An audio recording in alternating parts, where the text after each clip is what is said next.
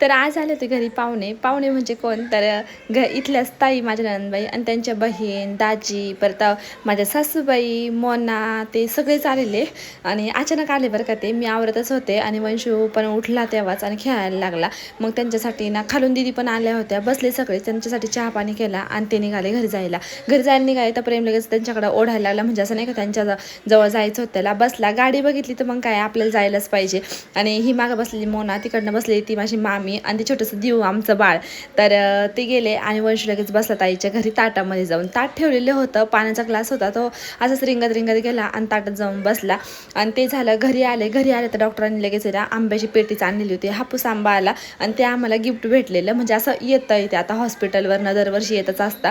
तर हे पण आलेलं आहे एक पेटी. तर त्यामध्ये बरेच होते, 12 बहुतेक 12च असतील हे आंबे.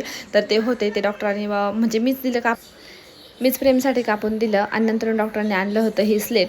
तर ही ना एक आणायची तर 2 आणल्या, कारण की ना म्हणे छोटी पण असू दे आणि मोठी पण असू दे, कारण की एकाला लागलं तर दुसऱ्याला लागायला लागले.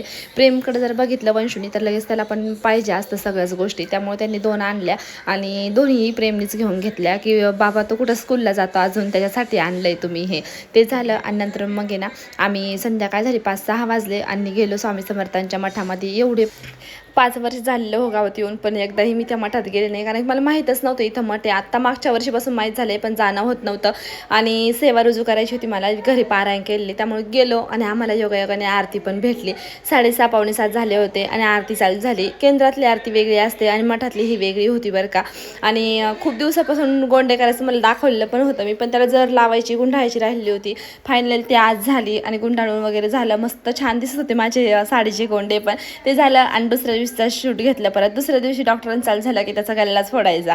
तर मग ते गुल्लक घेतलं आणि त्याच्यावर मी ही पेंटिंग केलेली हॉस्पिटलचं. म्हणजे आता एवढ्या पैशात काही त्याचं वाला शिक्षण हॉस्पिटल असं होणार नव्हतं, पण प्रेमचे जे भेटलेले पैसे होते त्याच याच्यामध्ये आम्ही ना म्हणजे कोणीही दिलं तरी आम्ही ते खर्च न करता आम्ही त्याच्या गुल्लकमध्ये टाकायचं. आणि त्याचे तो म्हणायचा की चल नाही आपण फोडून बघू किती झाले. आणि फायनल तो आज फोडला बरं का. आणि त्याच्यामध्ये ना 30,000 रुपये निघाले. एवढे काय आधी जे फोडलं त्याच्यामध्ये 22 काय होते आणि आता त्याच्यामध्ये परत 30,000 झाले. एवढे मी टाकले नाही काही, म्हणजे काय केलं माहिती, कधी कधी टाकायचेच नाही मी त्यांचे पैसे, असेच माझ्याजवळ ठेवले. माझ्याकडनं खर्च झाले ते जर टाकले असते तर आज त्याच्या गल्ल्यामध्ये नक्की 50,000-1,000 असते. मीच खूप खर्च केले असं वाटायला लागले. आमिर बन जाएंगे इतने पैसे में, आमिर बन जाएंगे